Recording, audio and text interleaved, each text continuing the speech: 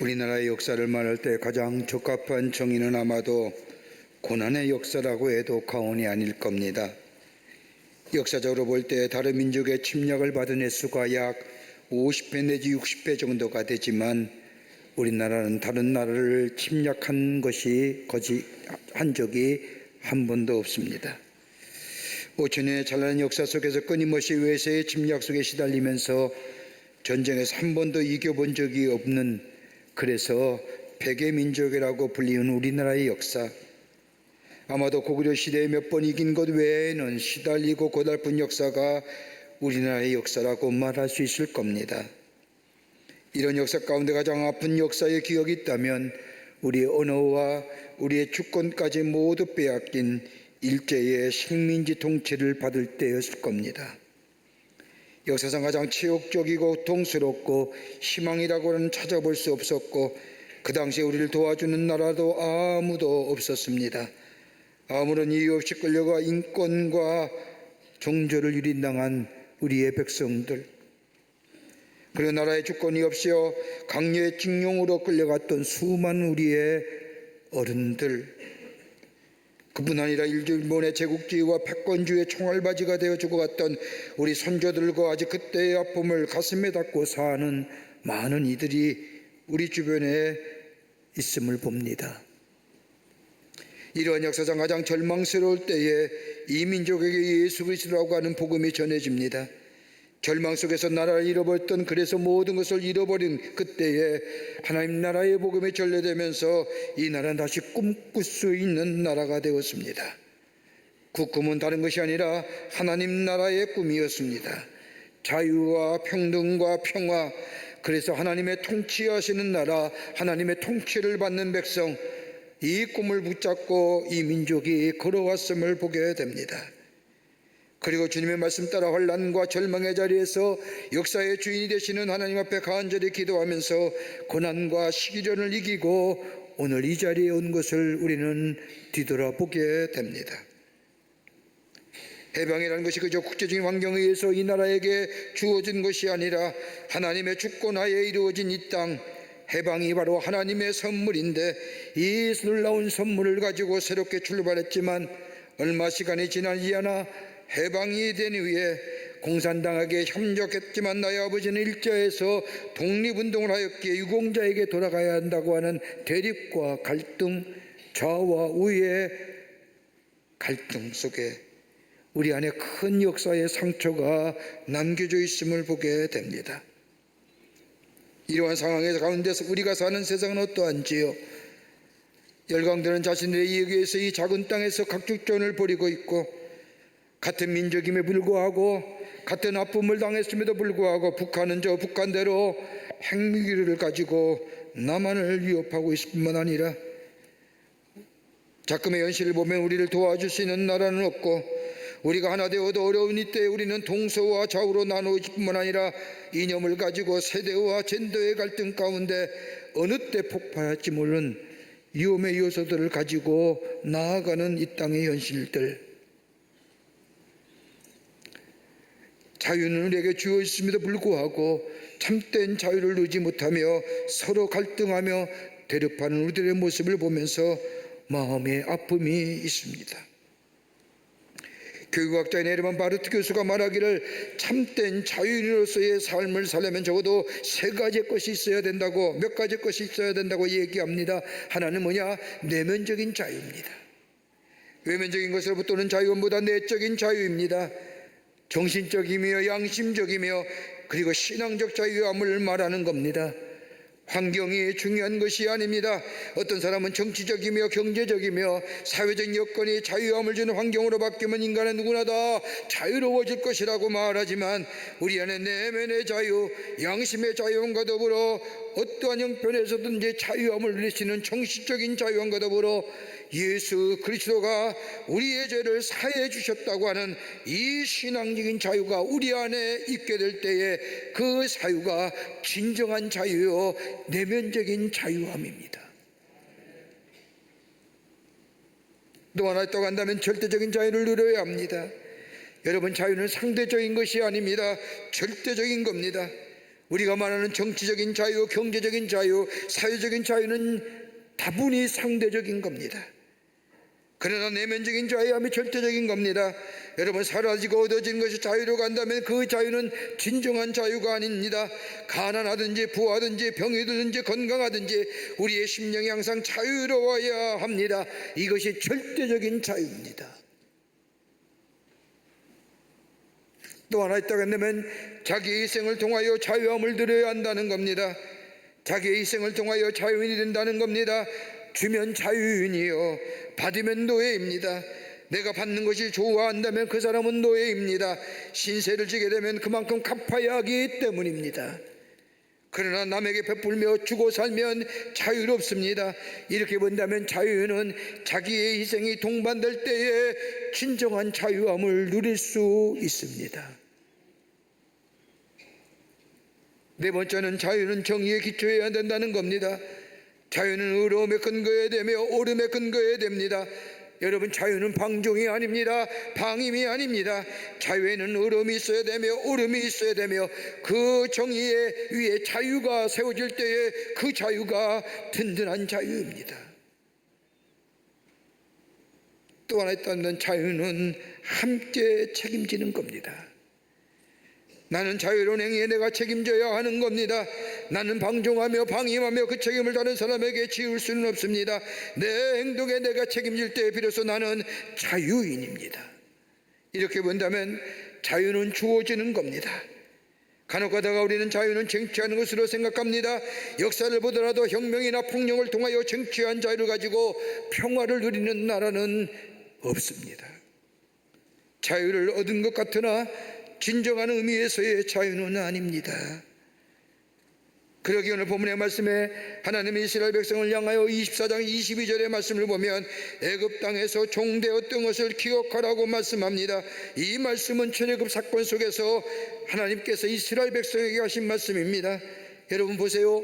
이스라엘 백성에 있어서의 출애굽이란 해방의 사건이요, 억압으로부터의 자유함을 뜻하는 사건의 출애굽 사건입니다. 이스라엘의 출애굽 사건만큼이나 드라마틱한 사건은 없을 겁니다. 아마도 우리나라가 일제의 30년의 억압과 압제에 살다가 해방과 자유함을 얻은 것처럼 무려 400년 동안이나 노예 생활하던 이스라엘 백성들, 노예로 태어나 노예로 죽어가던 사람들에게 자유와 해방을 얻게 되었다는 것은 상상하지도 못할 일입니다. 그런데 이 놀라운 일들이 하나님의 능력과 이적과 기적 가운데 일어났습니다. 하나님 모세를 부르셨고 새롭게 하시어 이스라엘 백성에 보내시며 하나님의 능력으로 이스라엘 백성을 애굽의 손에서 자유를 얻게 하셨습니다. 그런데 문제는 이스라엘 백성에게 있습니다. 정치적으로 물리적으로 자유를 얻었지만, 해방은 되었지만 그들의 생활 습성이나 생각이나 자유인이 아니었습니다. 여전히 노예이십니다. 조금만 어려움과 힘든 일이 만나게 하면 애굽으로 돌아가자고 말합니다.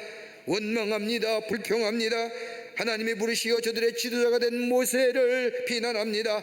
죽이겠다고 합니다. 하나님을 원망합니다.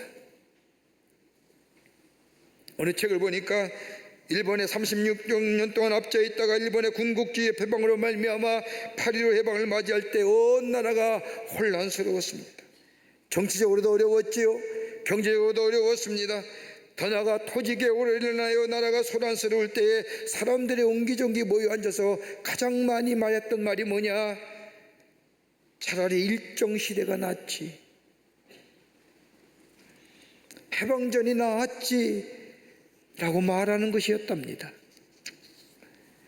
자유함을 소중함을 모르는 사람들의 이야기일 겁니다. 아마도 이렇게 말하는 사람은 노예 근성을 가진 사람들일 겁니다. 여러분, 자유처럼 소중한 것이 어디 있을까요? 오늘은 우리나라가 일제의 저 군국주의와 패권주의 아래서 30년 동안 6년 동안이나 나라의 주권을 빼앗겼다가 자유로든 지 독립된 지 80주년이 된 기념주일 예배로 드리는 날입니다. 참된 자유의 본성이 어디 있는지요? 어떤 자가 참된 자유를 누리며 사는 인생인지요? 오늘 하나님께서는 이스라엘 백성을 향하여 거기서 너희를 속량한 것을 기억하라고 말씀하시면서 자유의 소중함, 참 자유의 본성이 무엇인가를 말씀하시는데, 오늘 이 광복절 80주년을 맞이하여 하나님 앞에 감사하는 이 시간, 우리가 가진 이 자유의 본성, 참 자유인의 삶이 어떤 것인가 함께 말씀을 나누며 은혜 받기를 원합니다.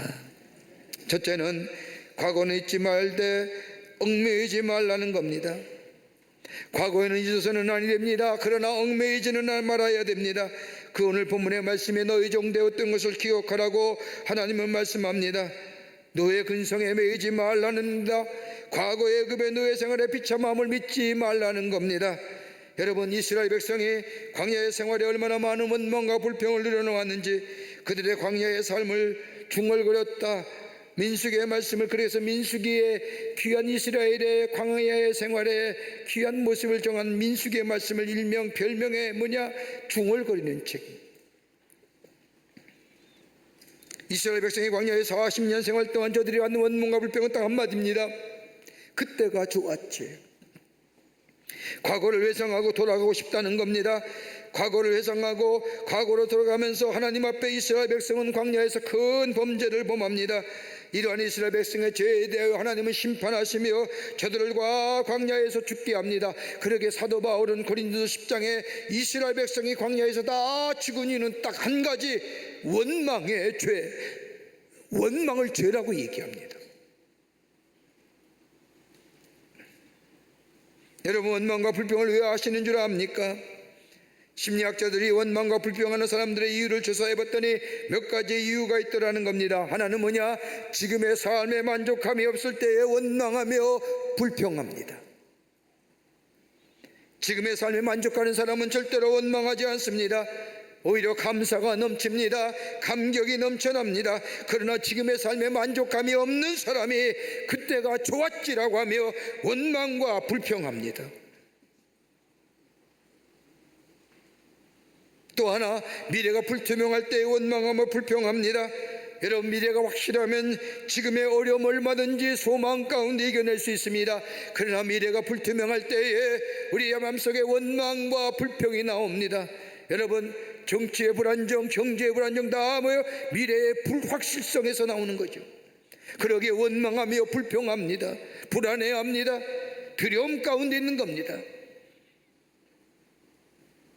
정치가 안정된다는 게 뭘까요?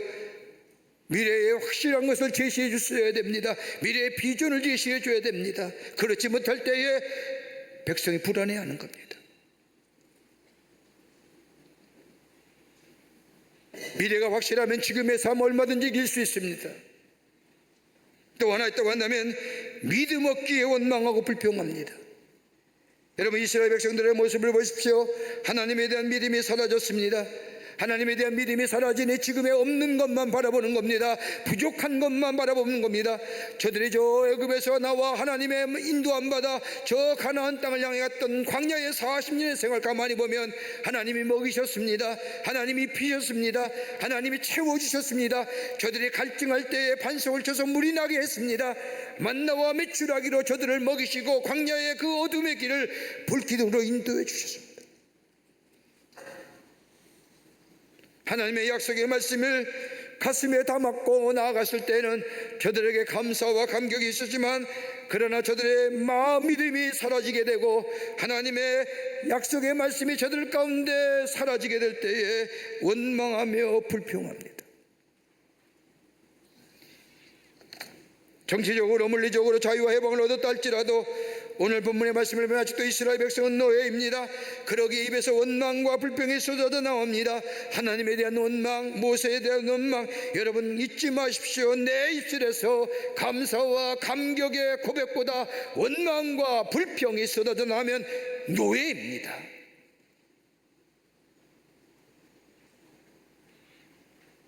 그러나 감사할 수 있다면 그 사람은 자유인입니다. 여러분, 불평과 불만을 넘어설 수 있는 것은 남이 아니라 감사입니다. 작은 일이나 큰 일이나 조금이라도 원망과 불평이 있다면 아직도 그는 노예입니다. 노예의 근성이란, 노예성이란 죄와 타락과 강팍감과 원망과 불평, 바로 말하면 또 한마디 불신앙의 모습. 그러게 하나님이 이스라엘 백성에게 너희가 종되었던 것들을 기억하라고 말합니다. 다른 말로 말하면 과거에 매이지 말라. 그러나 과거가 너희 어떤 존재든가 잊지 말라는 거예요. 대한민국이 세워진 후에 최초의 재헌국회가 1948년 5월 31일 오후 2시에 열렸습니다. 이승만 박사의 사회로 시작되었습니다. 언젠가 국회를 방문했을 때에 국회의장이 저한테 재헌국회 때 1차 회의 기도문이라는 것을 이렇게 기념패에 세워서 저한테 선물로 주었는데 거기에 재헌국회가 시작할 때의 기도문이 담겨져 있습니다. 처음으로 열리는 재헌국회의 시작이 기도로 시작하였는데 그때 이승만 박사가 이렇게 얘기했다고 합니다. 대한민국 독립민주국 제1차 회의를 여기서 열게 된 것을 하나님께 감사해야 할 것입니다. 종교 사상 무엇을 가지고 있든지 누구나 오늘 당의 사람의 힘으로 만든 것이라고 우리는 자랑할 수 없을 겁니다. 그러므로 하나님께 감사드리고 기도하지 않을 수 없습니다. 동의하십니까? 그러자 국회의원들이 뭐예요? 제청합니다. 그러면서 이 이승만 박사가 우리가 다 성심으로 일어나서 하나님께 감사를 드릴 터인데 저기 이은영 의원이 나오셔서 간단한 말씀으로 기도를 해주시기 바랍니다. 그리고 이은영 의원이 나올 때 일동에 기립해서 모든 재원의 의원들이 종교를 떠나 머리 숙여 기도하였다고 기록되어 있습니다. 우리나라의 국회의 시작이 기도로 시작한 겁니다.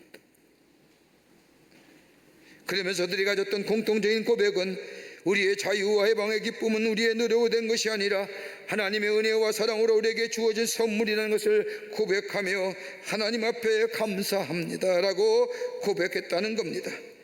하나님 앞에 겸손하게 하나님의 뜻을 따르기로 했기에 저들이 기도할 때 종교를 떠나 사상을 떠나 저들이 함께 고개를 숙이고 하나님 앞에 감사의 기도를 드렸다는 것이 이 나라의 시작입니다. 그런데 지금 어떠하지요? 이 땅에 자유와 해방의 기쁨을 주신 하나님의 은혜 잊어버렸습니다. 여러분, 개신교 선교가 올해 140주년이 되는 금년 한국 개신교 초기 선교를 보면 이 땅에 들여온 선교사들이 하나님 나라의 복음을 전합니다. 예수 믿으십시오. 예수 믿으면 구원받습니다. 영생을 얻습니다. 라고 이 복음을 전할 뿐만 아니라 하나님 나라의 사상을 전합니다. 자유를 얘기합니다. 평등을 얘기합니다. 남녀와 남자와 여자와 모든 신분을 떠나서 다 하나님 앞에 평등한 존재, 그리고 그 평화와 평등과 자유를 누리는 곳에 평화가 있다고 얘기합니다. 선교사들이 전하는 하나님 나라의 복음을 전해드린 젊은이들, 이들이 나중에 민족의 선각자들이 되고 민족의 지도자들이 된 것을 보게 됩니다. 일제의 강점기에 이 땅에 자유와 평화 그리고 차별이 없는 평등이 있었다고 생각했던 민족의 지도자들, 그러기에 이 민족의 자유와 독립을 위해 싸웠던 것을 보게 됩니다. 이것이 하나님 나라의 복음에 기초한 이 나라의 독립과 자유의 운동입니다.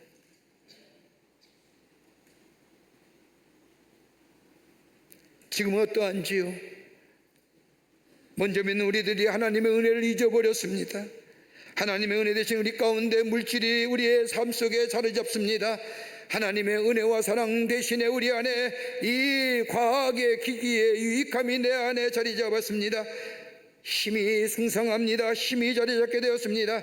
우리의 욕망이 우리의 마음속에 점점점 자리가 넓혀지는 것으로 이 땅은 점점점 무너져 가게 됩니다.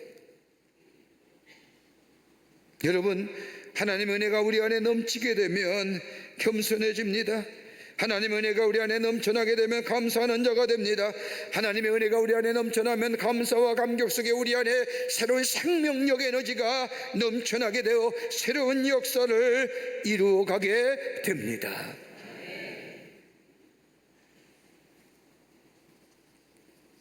지금이 어렵고 힘이 들어도 지난 날의 여정을 한번 생각해 보십시오. 하나님께 우리의 삶을 인도해 줬던 여정들을 생각하며 그 속에서 하나님의 은혜가 얼마나 귀한지 발견하게 되며, 그리고 하나님에 대한 감사가 우리의 삶 가운데 고백되어질 수 있다고 한다면 우리가 알지 못하는 새로운 일과 새로운 미래가 우리 안에 열어질 뿐만 아니라 그 은혜를 생각하여 기억할 때에 감사가 있고, 감사로 하여금 우리의 삶 속에 새로운 삶의 역동성이 만들어낼 뿐만 아니라 이 에너지가 우리의 삶을 새롭게 변화시켜 새로운 미래로 열어가게 하실 줄을 믿습니다. 기억하라. 그리고 뭐요? 잊지 말라는 거예요. 두 번째는 영적인 자유함이 누리라는 겁니다. 영적인 자유함이 문제입니다. 오늘 신명기 24장 18절의 말씀을 보면 여호와께서 너를 거기서 속량한 것을 기억하라. 속량이라는 것이 뭘까요? 값을 치루어 주셨다는 겁니다. 그냥 얻어진 자유가 아니라 값을 치러 주셨다는 겁니다. 애굽의 노예로 거하고 있던 이스라엘 백성들, 하나님의 백성이라는 것, 하나님이 어떤 분이라는 것, 자신의 조상인 아브라함이 누구이며 이삭이 누구며 야곱이 누구랑 다 잊어버렸습니다. 하나님의 백성이지만 하나님의 백성됨을 잊어버리고 사합니다. 이러한 이스라엘 백성을 하나님은 400년 전에 야곱에게 하신 약속의 말씀을 이루시기 위하여 이스라엘 백성을 애굽에서 구속하여 줍니다. 구원해 주셨다는 겁니다. 여러분, 우리가 구원받았다는 게 어떤 걸까요? 내가 구원받았다는 것을 뭐로 얘기할 수 있을까요? 죄에서 구원받았습니다. 그러므로 내 안에 구원의 역사가 임합니다. 영원한 생명이 있었습니다. 여러분, 이것이 우리에게 구원받은 것에 대한 결과입니다. 그런데 우리가 정녕 구원받았던 게 뭘까요? 다름이 아니라 하나님과의 관계가 회복되었다는 거예요. 하나님이 나의 하나님이 되고 내가 하나님의 백성이 되었다는 겁니다. 이스라엘 백성이 저 애굽에서 구원받았다는 것은 다름이 아니라 하나님이 이스라엘의 하나님이 되고 이스라엘 백성이 하나님의 백성 되었던 즉 관계성이 회복되었다는 겁니다. 여러분, 복음서의 말씀을 보세요. 우리 예수님의 병 고치는 사역을 보면 예수님이 단순히 질병만 고쳐주신 것이 아닙니다. 고통을 주시면서 언제나 믿음을 말씀하십니다. 믿음이 너를 구원하였느니라. 내 믿음대로 될지어다. 내가 이만한 믿음을 만나본 적이 없느니라. 늘 믿음에 대하여 말씀하십니다. 여러분, 그 믿음은 어떤 믿음일까요? 하나님과의 관계성이 회복되었다는 겁니다. 하나님과의 관계성이 회복되면 내 안에 어떤 거요? 치유와 회복의 역사가 일어납니다. 이 치유 회복이 뭘 가져다줘요? 우리 안에 평화를 갖다 주며 우리 안에 화평의 역사를 이루어 줍니다. 내 안에 평화가 넘쳐나는, 그러기에 영적 자유함을 누리기 위해서는 먼저 해결할 것이 있습니다. 다름이 아니라 죄의 문제입니다. 여러분, 죄의 문제가 해결될 때 비로소 자유함, 영적인 자유함을 누리게 됩니다.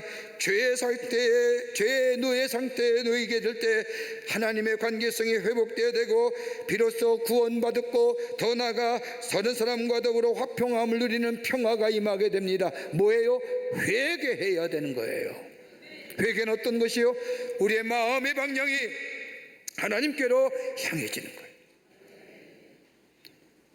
여러분, 죄의 심각성을 모르는 겁니다. 죄는 하나님과 관계를 무너뜨립니다. 죄는 사명을 망각하게 하고 죄는 자식뿐만 아니라 공동체를 무너지는 파괴력을 가지고 있습니다. 죄는 하나님이 주시는 놀라운 자유를 잘못 사용하게 만드는 통로가 됩니다. 죄는 하나님을 대적하는 일을 쉽게 하길 뿐만 아니라 용서받지 못할 일을 너무나 쉽게 하면서 우리 자신을 무너뜨리게 만듭니다. 여러분, 우리가 이 세상을 살면서 세상에 순응하게 되다 보면 어느덧 죄가 우리 가운데 자리 잡게 되고 때로는 우리의 죄의 기준을 왜곡시켜 죄에 대하여 감각을 마비시키며 나중에는 죄의 구조가 만들어져서 죄인 지도를 몰면서도 죄를 짓지 않고는 살아갈 수 없게 만드는,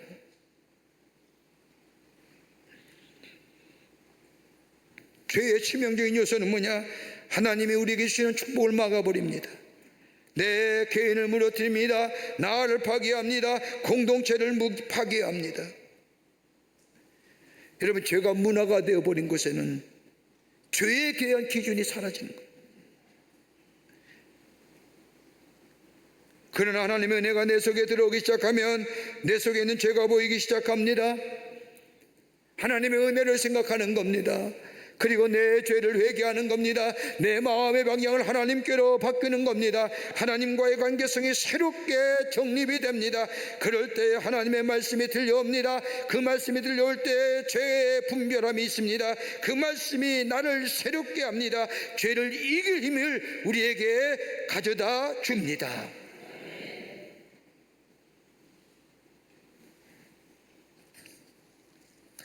세계 2차 세계대전 전범 국가인 독일이 왜 경제적으로 부흥하고 세계 많은 나라 가운데 앞서가는 나라가 되었는가라는 질문에 많은 학자들, 역사학자들의 많은 의견이 있지만 공통적으로 말하는 것이 하나 있습니다.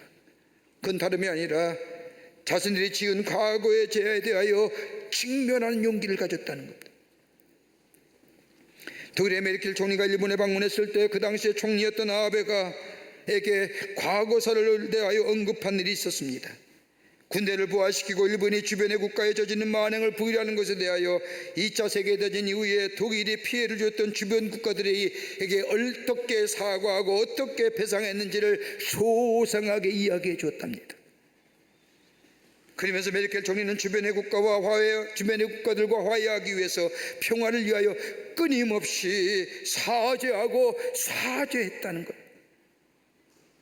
그러면서 아직까지 전쟁으로 인하여 피해 보상을 받지 못한 유대인이 있다고 한다면 이야기해달라고 이야기했습니다. 제가 얼만큼 인생을 파괴하는지를 아는 민족입니다. 여러분, 죄를 직면하는 것은 괴로운 일입니다. 그러나 죄를 직면할 수 있는 용기가 있을 때에 비로소 우리의 죄를 돌이켜 하나님이 원하시는 하나님 관계성의 삶으로 나아갈 수 있는 것. 여러분, 폴란드에 가보면 아우슈비츠 수용소가 있습니다. 그 아우슈비츠 수용소에서 가장 많은 유대인들이 죽었습니다. 근데 그 아우슈비츠 수용소를 가장 많이 방문한 나라가 어디 있느냐? 독일입니다. 독일의 어린 학생들이 수학여행자 아우슈비츠를 방문하여 자신들의 조상이 저지른 극악무도한 죄의 연장 것도 한 개인의 잘못된 생각으로 인하여 600만 명이라고 하는 엄청난 유대인이 죽어간 그 장소를 보면서 저들은 생각합니다. 다시는 우리의 역사 속에 이러한 죄를 범해서는 안 될 것이다. 생체 실험을 했던 독일 바이에른의 부엔발트 수용소의 박물관을 만들어 후대들에게 우리가 얼마나 역사 앞에 엄청난 죄를 지었는가를 저들은 보여줍니다. 아프지만 고통스럽지만 그것이 바로 회복의 길로. 여러분, 죄는 나만 괴롭게 하면 괜찮은데 이웃을 아프게 하지 않습니다. 우리나라가 일본의 제국주의와 군국주의 해방된 지 80년이 되었지만 아직도 우리 가운데 일본의 제국주의로부터 해방하지 못한 일들이 얼마나 많습니까? 우리의 언어와 문화 속에 우리의 일상을 내 생활을 떠나 일제의 만행 앞에 쏟아지도 몸을 떠는 수많은 사람들이 있습니다.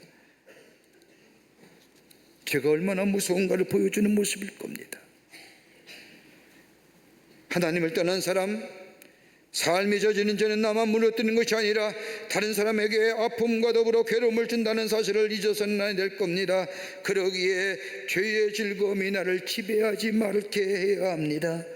늘 하나님의 은혜 안에서 은혜를 생각하며 기억하며 저 종되었던 것을 기억하며 구원하신 그 하나님 은혜의 감사와 감격이 내 삶에 넘쳐나게 될 때에 우리 안에 새로운 회복의 역사를 통하여 새롭게 됨의 역사를 경험할 뿐만 아니라 정녕 우리가 회복되기를 원한다고 한다면 죄에서 돌이켜야 됩니다. 하나님께로 우리의 마음의 방향을 바꿔야 됩니다. 그럴 때 거기에 치유와 회복을 통하여 온전케 됨의 역사, 영적인 자유함을 누리는 하나님의 백성이 되는 줄 믿습니다. 끝으로 사랑에 기초한 자유가 참된 자유입니다. 자유의 본성은 사랑에 기초해야 됩니다. 오늘 본문 신명기 24장 19절 이하의 말씀을 보면 앞에 있는 말씀과는 전혀 다른 말씀을 하십니다. 내가 밭에서 곡식을 벨 때 그 한 뭇을 밭에 잊어버렸거든 다시 가서 가져오지 말고 나그네와 고아와 갑을 위하여 남겨두라. 내가 내 감난 나무를 떤 후에 그 가지를 다시 살피지 말고 그 남은 것은 객과 고아와 갑을 위하여 남겨두라. 그리고 내가 내 포도원의 포도를 딴 후에 그 남은 것을 다시 따지 말고 개와 고아와 가부를 위하여 남겨두라. 무슨 얘기입니까? 곡식을 다 추수했습니다. 다 무추로 먹고 났습니다. 깜빡하고 한 달을 잊어버렸습니다. 그거 다시 일로 가지 말라는 겁니다. 누구를 위해서요? 고아와 객과 가부를 위해서 남겨두라는 거예요. 감람나무 열매를 뗐는데 행여나 저 위에 있는 열매 몇 개가 안 따졌습니다. 그 억지로 나무 타고 올라가서 털지 말라는 겁니다. 그냥 두라는 거예요. 포도나무 열매를 수확했습니다. 포도나무 열매가 다 뜬 걸 아는데 저 보니까 저게 남아있어. 그거에서 딸지 말라는 겁니다. 그거 내버려 두라는 겁니다. 누구를 위해서요? 고아와 객과 가부를 위해서. 다른 말로 말하면 가난한 사람들을 기억하라는 겁니다. 진정한 자유는 다른 사람까지 나누어야만이 진정한 자유라는 겁니다. 이기적인 것에서 벗어나라는 겁니다. 다른 사람을 살필 줄 아는 것이 자유의 첫걸음이요 자유의 본성이라는 겁니다. 다른 사람이 어떻게 되든 상관없다고 생각하는 사람은 진정한 자유를 누리는 사람이 아니라는 겁니다. 어려울 때 다른 사람에게 베풀 줄 아는 사람, 줄 줄 아는 사람, 나눌 줄 아는 사람, 이것이 자유의 본성이요 자유를 누리는 첫걸음이요, 이럴 때에 더욱더 풍성한 하나님의 기억하심을 통하여 하늘의 복을 허락하여 주신다고 말씀하고 계십니다. 매드팍스라고 하는 영국 소공의 신학자가 말합니다. 현대인에게서 삶의 무의미성을 가져다 주는 것이 세 가지가 있다는 겁니다. 하나는 굳은 마음, 강팍한 마음. 다른 사람의 이야기를 들으려 하지 않습니다. 이런 사람은 자기라고 하는 감옥에 꽉 갇혀 있는 사람이요, 이런 사람은 자기의 편견과 오만 속에 사는 사람입니다. 굳은 마음. 또 하나 또 한다면 에고이즘이에요. 자기 사랑은 이기적인 삶의 모습입니다. 여러분, 내가 나를 사랑한다고 하는 것에 사랑이라고 정의할 수 있을까요? 사랑은 나눠야 됩니다. 남편이 아내를 사랑하고 아내가 남편을 사랑하고 아버지가 자녀를 사랑하고 자녀가 부모를 사랑, 이런 사랑의 나눔이 있을 때에 그 사랑의 진정한 사랑이지요. 나 혼자만에 갖는 사랑은 사랑이 아닙니다. 다른 사람이 행복하고야, 이웃을 사랑하고야 내가 행복하고 나를 사랑하게 되는 겁니다. 근데 자기 사랑에 집착하는 사람만큼 불행한 인간이 없는 겁니다. 또 하나 무감각하다는 겁니다. 감사와 감격이라는 것이 없습니다. 감사와 감격이 없으니 감동도 없습니다. 감동이 없으니 삶의 에너지가 없습니다. 기쁜 일도 슬픈 일도 없습니다. 이게 바로 삶의 현대인이 갖는 무의미성이라는 거예요. 오늘 본문의 말씀을 보십시오. 너희가 자유인이냐? 그러면 가난한 사람을 돌아보라는 겁니다. 여러분, 자기 거 다 내놓으면서 돌아보는 것이 아니라, 여기 오늘 성경 말씀에는 포도나무를 딸 때에 이만큼 남겨둬라, 감람나무의 열매를 딸 때 이만큼이라는 게 어떨까요? 최소한일 겁니다. 탓하지 말라는 거예요. 최소한인 거예요. 자비한 마음, 이만큼의 자비한 마음을 가질 때에 비로소 자유라는 겁니다.